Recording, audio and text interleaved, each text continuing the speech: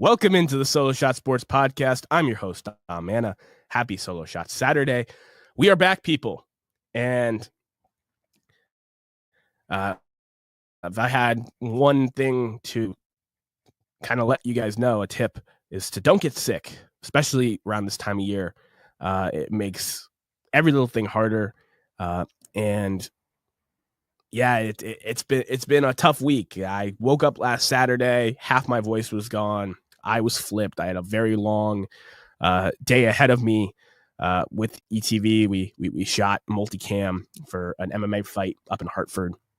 So had to conserve my energy and hope that I could get through things. But little did I know that was just the beginning of the cold or flu that I was fighting and dealing with, that I'm thankfully 90% through at this point.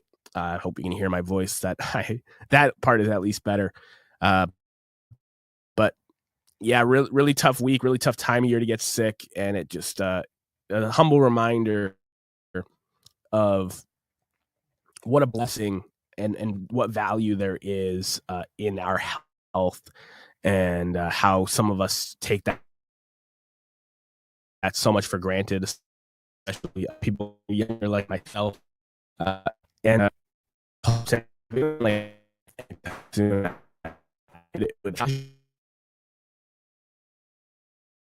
I'm feeling a lot better now. Home remedies as well. So appreciate those of you who checked in on me after canceling last week's episode. And such a bad time of year baseball wise to be missing an episode, because there's so much to cover in this. That's why there's no intro. We're just getting right into it. And I got to start with the New York Metropolitans. I'm wearing the shirt today.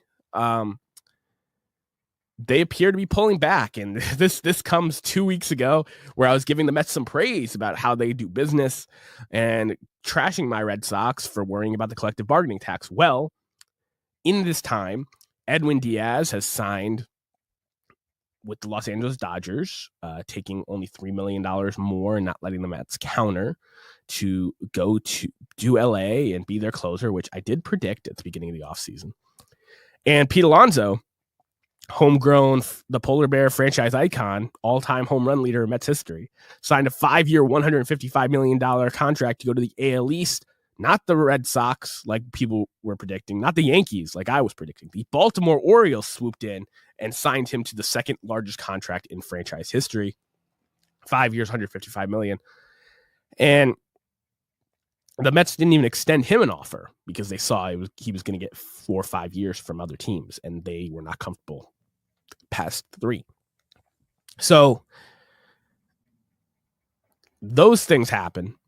And what is the Mets' immediate response to losing Edwin Diaz and Pete Alonso?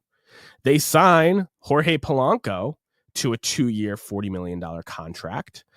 Immediately announced he's going to play first base and DH. He's played 1 inning of first base at the major league level. He's a career DH second baseman. Really cut down on the strikeouts last year. He's a good player, 134 OPS plus, switch hitting guy, 25 home run power in Seattle. So, he might be a 30 home run bat in New York. He's a good baseball player. There's no arguing that. But after trading for Marcus Semien, after losing Pete Alonso, it doesn't seem like a perfect fit. You lose Edwin Diaz. How pen? Well, you take Luke Weaver away from the Yankees on a 2-year, $22 million contract. Luke Weaver, who was in 2025, where he was allegedly competing with Devin Williams for the closing spot at a camp and didn't even come close to winning it, and ended up losing the setup spot. So the Mets have lost 2 guys who are faces of the team, in Diaz and Alonso, and they've replaced them with Polanco and Weaver. Not bad players, but significantly less expensive players. And I think that the Mets are essentially now doing what I was giving the Red Sox crap for, and it's to get under the luxury tax threshold. It's to lower the taxes. And I think this is motivated by two things, obviously. The looming lockout for 2027 is definitely a size of concern for the Mets. The fact that teams want to implement a salary cap and you're spending so much more than many other teams, trying to bring that number down a little bit for 2028 and beyond. So after that lockout. And the other thing, obviously, was their collapse last year. They collapsed and missed the postseason after giving Juan Soto the biggest contract in baseball history and spending a lot of money on a lot of other players. And I think they are officially pulling back. I think David Stearns is saying we can still be competitive in the National League wildcard race if we can be this level of team. If we can be, an 85 to 90 win team. And to do that, we can do that without Pete Alonso's production. So I think this is a really interesting turning point in Mets baseball. I know a lot of Mets fans are upset. A lot of Mets fans are confused. A lot of Mets fans are hoping that there's another shoe left to drop. I think they're the most obvious team to trade for Tarek Skubal with the young pitching depth that they have built up, as well as the ability to extend him, which not many teams will be able to if they're able to trade for him at all. So the Mets are clearly, and I just don't know how to feel about that. I know as a neutral fan, it's tough to see these business decisions be made by teams, and I kind of want to hold them to the same fire that I held Boston's front office to a couple years ago. But it's a little early because, like I said, they still have the money and time on their side to make moves. It's not a multi-year trend of them cutting payroll and pulling back a little bit. But if you look at the way the collective bargaining taxes are set up across baseball, you get penalized more for consecutive years over a certain threshold. So maybe they're just trying to get under that top threshold that they've surpassed the last couple of years because they missed the playoffs and want to kind of reset it. Juan Soto and Francisco Lindor are the only players with major league contracts tendered to them past 2028 right now. So they're really retooling. I think a lot of people are forgetting that Juan Soto has the ability to opt in or opt out after 5 years. And if the Mets aren't able to get their act together over these next 3, Juan Soto very well could opt out of the largest contract in baseball history and hit the market yet again. But we will see. There's so much time, so many variables. It's impossible to predict. But the Mets are clearly the talk of the town based on all the moves that have happened since we've last recorded. And I'm going to go rapid fire here through a bunch of different moves and rumors and reactions because there's just so much to cover, and I don't want you guys to be here for an hour plus. The Braves brought back Rafael Iglesias to be their closer and then immediately signed Robert Suarez to a 3-year, $45 million contract to be the setup man this year and to close going forward. Suarez was linked to the Braves, potentially to just be the Iglesias replacement, but they brought them both back for this year. And I'm very interested to see why, of all the things the Braves saw that they could potentially improve this year, that they were just like, we're going to spend money on a reliever. I think it was a clear block for the Mets. I think it was a good signing overall. I'm just interested to see why that's what the Braves decided to spend money on. And if there's anything else that they'll potentially do this offseason. I think they're most likely to stay pat in a lot of places and see it out. The Philadelphia Phillies obviously re-signed Kyle Schwarber the day before the day of Edwin Diaz. They signed him back 5 years, $150 million, and Dombrowski wasn't going to let him go. As much as I would have loved to see him back in Boston, as much as he would have helped some of these other teams like the Reds that were allegedly in on him, the Pirates, he wants to win. He wants to get paid, and Dombrowski does both those things. So Kyle Schwarber being back is not a shock whatsoever. I think the bigger shock is that JT Realmuto still is out there. Because to me, if I'm Dombrowski, I'm not letting that guy walk with the success my pitching staff has had under him.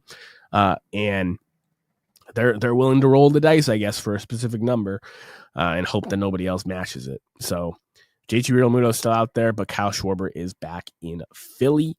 I think there's a ton of little moves that have been happening. The Angels signing a couple of relievers that they're likely to flip at the trade deadline in Drew Pomeranz. The Phillies also signed a reliever. I think those moves are always going to happen. And like I said, get your Christmas shopping done early. Like if you know you're going to need a reliever from one side or the other, because you always do pretty much, go out and get them. What are you waiting for? That's at you, Boston Red Sox, who desperately need a left-handed reliever and have not signed a baseball free agent yet. So, man, it really stings to see these kind of things happen, these little moves, these big moves, and know that your team's just so far away from the ball. Speaking of Red Sox rumors, they've obviously now are in danger of losing Alex Bregman, which to me was like a non-negotiable. The Arizona Diamondbacks are the sleeper team that have came out of nowhere and are willing to give Bregman a 5-year contract, allegedly. I was always worried that the Phillies or the Mets would wise up and get involved because he's a culture guy, a winning player, a good baseball player that could upgrade either of their third base situations, and they both had the money to do it. But the Diamondbacks, if you lose him to the Diamondbacks, that's just a tough look. And with Schwarber signing back in Philly, with Alonso signing in division, you lost Jorge Polanco, who was like the top rumored secondary bat option to the Red Sox. So it's kind of put up or shut up time. And I understand that the Red Sox model clearly says we don't like multi-year contracts to 30-year-olds. But Bregman's worth it. The market is telling you he's worth it. And I think if you are not able to retain him, you will not be able to convince the fans that you're better than you were last year. You shed payroll for Raffy Devers. I talked about how far below the salary cap they really were. And they made the Oviedo trade. They made the Sonny Gray trade, which is essentially the Lucas Giolito money. They have room for Bregman at whatever the reasonable price point is. You're signing him for more years, so the AAV doesn't have to be quite as high as it was when you got him last offseason. So get it done. I know they've been rumored to trade for Ketel Marte. They've been rumored to potentially trade for another bat, but it hasn't happened. And I'm not saying they can't trade for another bat, but losing Bregman and trading for another bat doesn't put you in a better spot, even if the bat is better than Bregman. Because of the leadership that he has, the replacement being Marcelo Meyer, who I love as a prospect, but he also has not played a full season in professional baseball. He's had injuries. So Alex Bregman not looking like he's going to be back with the Red Sox, and the Red Sox, just to replace Bregman's spot in the lineup, would have to trade more young assets just to get back to basically where they were at the midpoint of the year last year before Roman Anthony got hurt. And that's without trading an outfielder yet. We've seen a lot of teams trade young, controllable outfielders. Granted, not as good as Wilyer Abreu and Jarren Duran, but pretty good players to Kansas City. And I don't see the vision right now with the Red Sox, with the Mets, and with the Yankees. The Yankees are standing pretty pat right now and letting some guys leave. So it's going to be very, very interesting as we follow all of this. There's still a lot of dominoes left to fall in both the free agency and the trade market. Michael King went back to the San Diego Padres on a 3-year deal, which I did not think that was going to happen, but his market just wasn't what I thought it was going to be. Another guy that I would have loved the Red Sox to be in on, but I understand he had one great year and then one regressed year with injury, but he's shown to be at his best a top of the line starter. And if there's a discount to that, I don't know why more teams wouldn't have been in. The fact that the Padres were able to retain him was huge, I think, after not really signing any major league free agents last year. But let's talk about some positives. The World Baseball Classic as an event is leveling up. Obviously, Paul Skeens was one of the first people to announce that he was going to be playing, and that alone was huge for Team USA. Since then,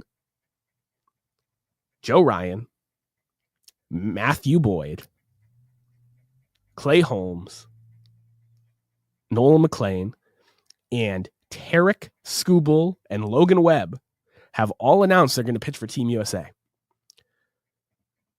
The biggest detriment of this event has been of what time of year it's at and the lack of pitchers willing to risk themselves during the event. And Edwin Diaz getting hurt a few years ago kind of, I think, added to that. Was like, wow, like you could really miss out on an important pitcher for the whole season in an exhibition. For those guys to all say, I want the red, white, and blue on my chest. There's some unfinished business. If we were on the team last time, Japan might not have beat us. It's really exciting. The Dominican Republic's got a great lineup. The Japanese team has a lot of the same guys coming back. Team USA is definitely upgraded. And I'm very, very excited for World Baseball Classic Baseball. It's something that truly grows our game. It's a great international showcase of all the talent that this game has. I know it's America's pastime, but baseball, at least in my lifetime, has been so international. And to have that showcase, to have the players competing with their countries on their chest, there's just really nothing like it. And I'm so excited for it. I know there's going to be even more players coming. Cal Raleigh and Will Smith behind the dish for all these amazing American pitchers. It's going to be a really, really fun tournament to follow in the coming months. Here at the Solo Shot Sports Podcast, we throw it back down the third baseline to this day in baseball history. And there was a lot that I could have went from here on December 20th. And I know that you see here Hall of Infamy at the end. You know that I'm a super, super passionate Baseball Hall of Fame fan. And I think that when you really look at things, it's hard not to look back. As much as I want to talk about the result of the Contemporary Era Committee, which is another thing that I'm behind on, you have to look back to look forward. And that baseball has a lot of warts in its history. I think that it's part of what happens when you have this long of a history. Like there's going to be scandals, there's going to be highs, there's going to be lows. And something that I don't think necessarily gets talked about enough, but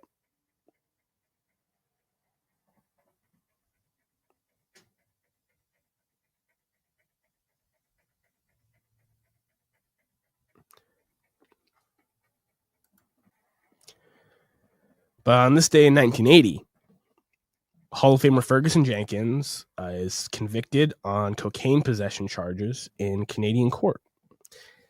And these charges were erased due to his exemplary conduct in the past. And I understand that Fergie Jenkins has apologized for this situation, and the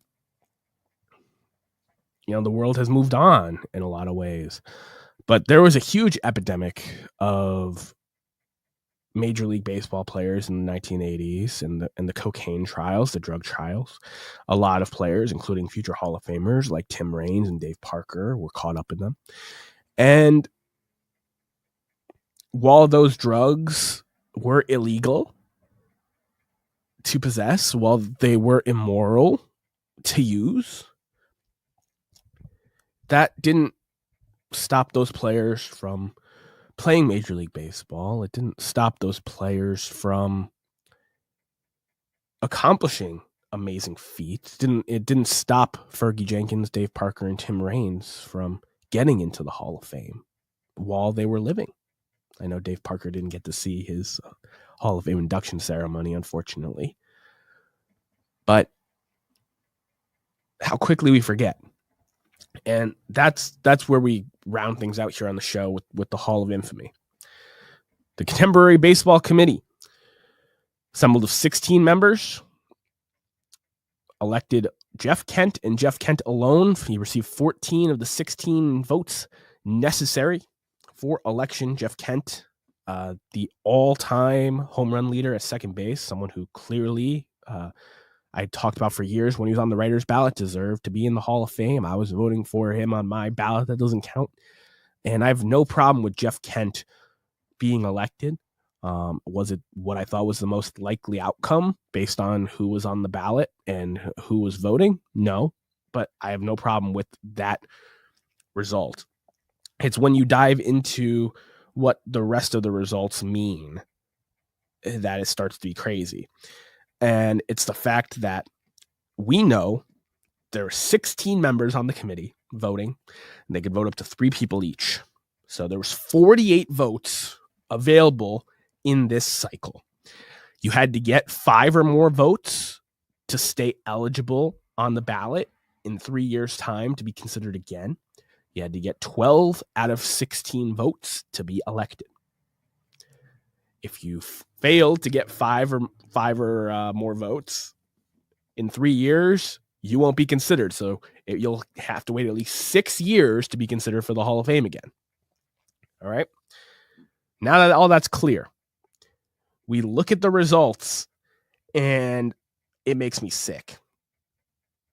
It makes me genuinely sick because the results were just absurd. Carlos Delgado received 9 votes. Don Mattingly 6, Dale Murphy 6. Rest received 4 or less votes, did not get 5. Barry Bonds, Roger Clemens, Gary Sheffield, and Fernando Valenzuela. While Fernando, like I said, did not deserve to get the votes, I understand that.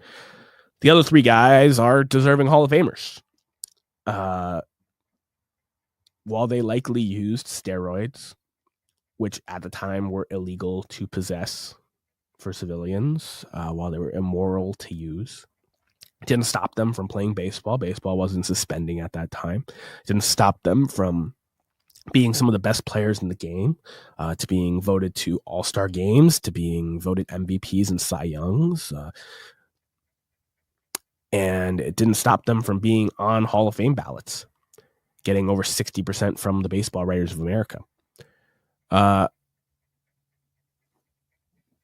And the Hall of Fame itself as an organization, they put together this 16-person committee that was relatively anti-steroid. I know Jason Stark and some guys were in the room that were pro-steroid. But essentially what the result of this vote tells you, other than congratulations to Jeff Kent, and I hate that every time these votes happen, a lot of the focus is on who didn't get in as opposed to who didn't. But this is the first time that that's actually the proper response, because you're telling Barry Bonds, Gary Sheffield, Roger Clemens that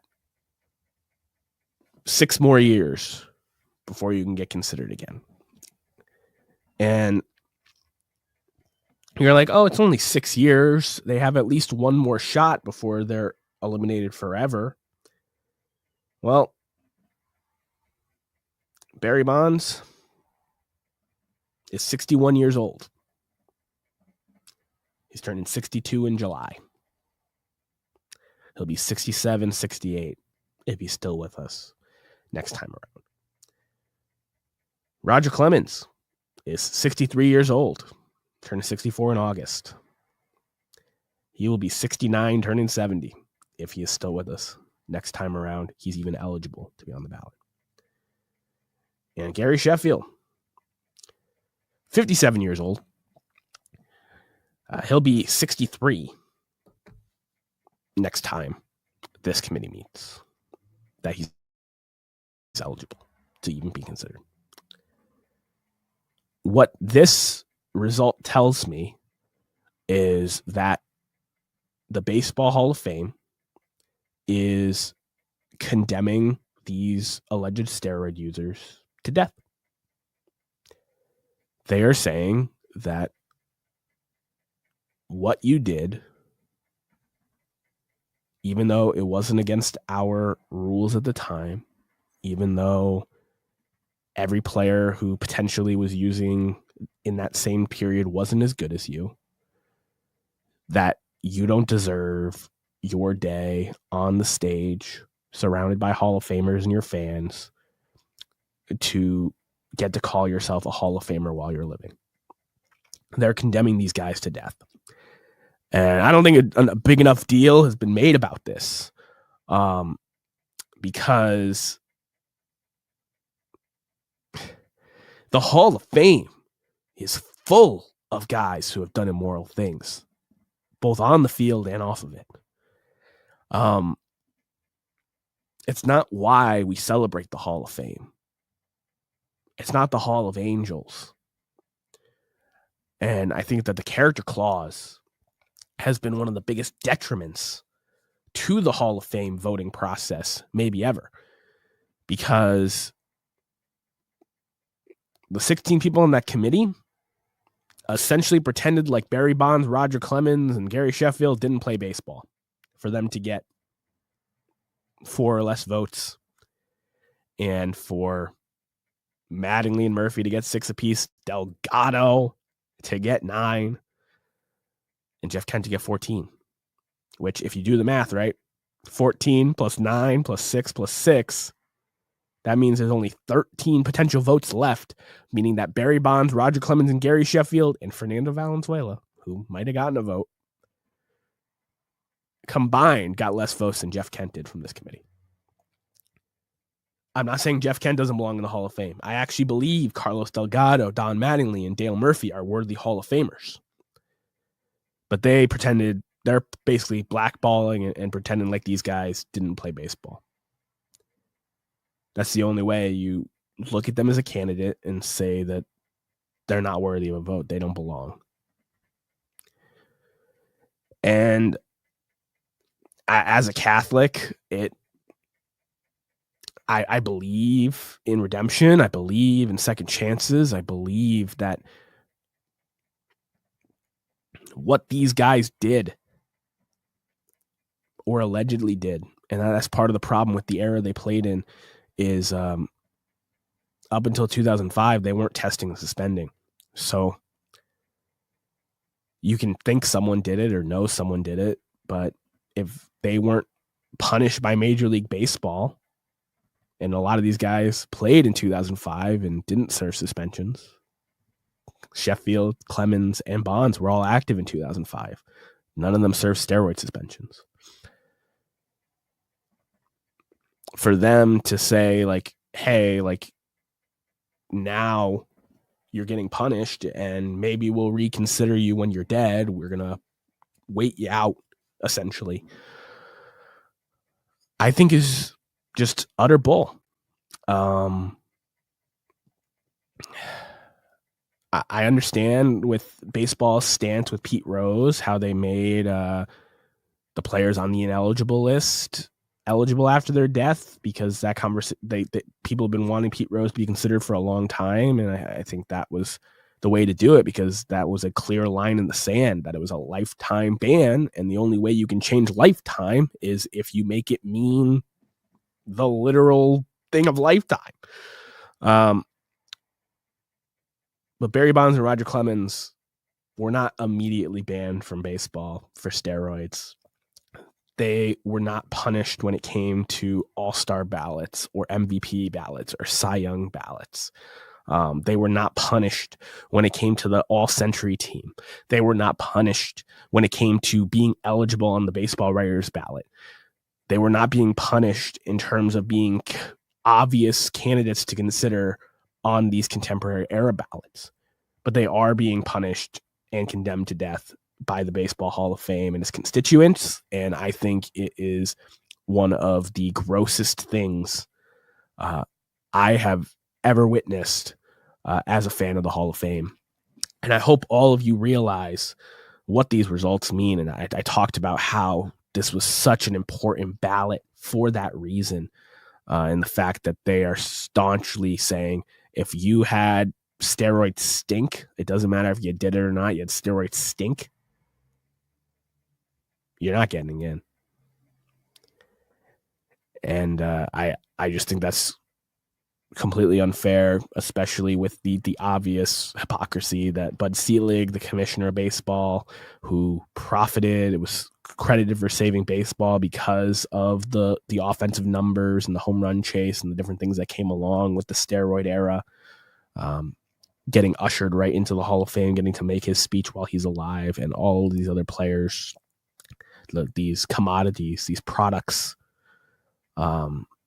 that helped save baseball, that were the best of the best, regardless of who was using and who wasn't. And they don't get the same treatment. It's really, really sad. And I don't want to end on a negative note here, but I did want to leave you guys with all that reality, because the Hall of Fame isn't what it used to be. And this latest induction, while I will always celebrate Jeff Kent as a deserving Hall of Famer, and I'm excited to hear his speech, I will look at the Hall of Fame different going forward with the decision that has been made. I appreciate each and every one of you for spending your Solo Shot Saturday with me. If you enjoyed the show, make sure that you leave a like and subscribe here on YouTube if you haven't already. Leave me a review on Apple Podcasts and Spotify for my audio-only listeners. And remember to share this show with someone who loves the game of baseball as much as we do. I'm Dom Manna, and I'll see you guys next week.